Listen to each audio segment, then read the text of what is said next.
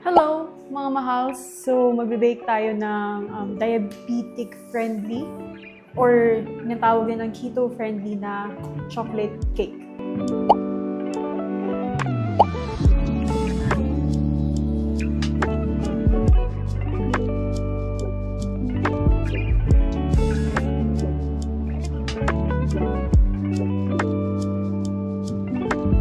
Gaganyan lang natin siya, tatansyahin natin yung pinaka-center niya.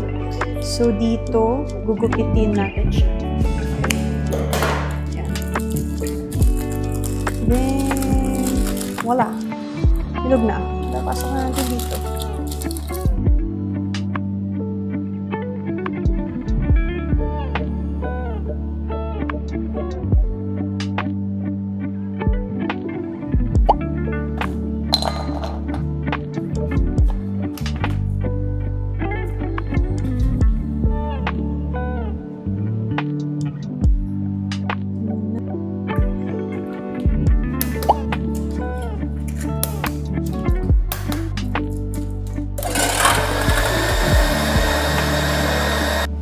Ito pala yung sugar na gamit ko.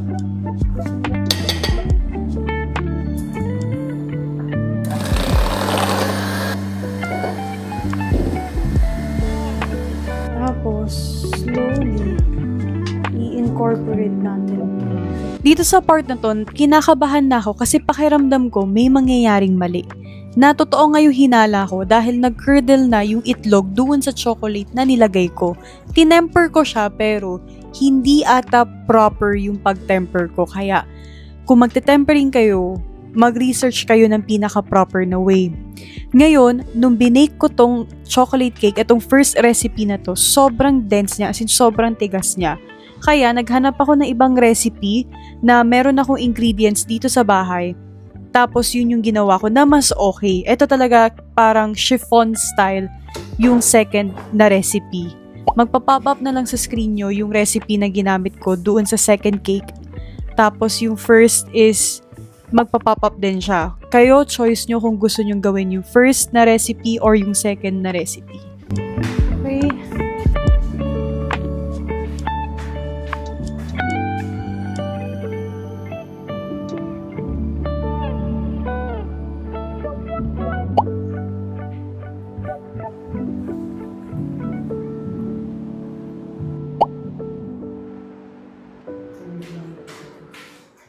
Bo-boil na ako ng potatoes para kay TC naman to. Gagawan ko siya ng smashed potatoes.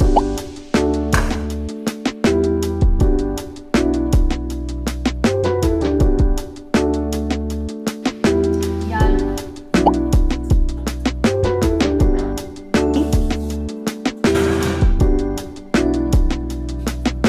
Pepper. Yan. Yan na siya. So, 180 for 10 minutes.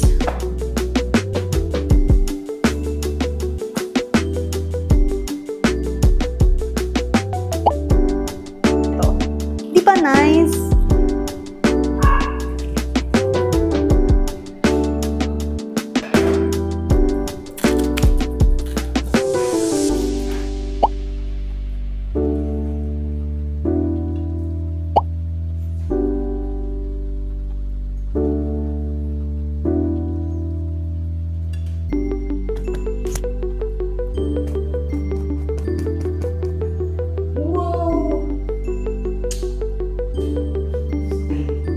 Sabay.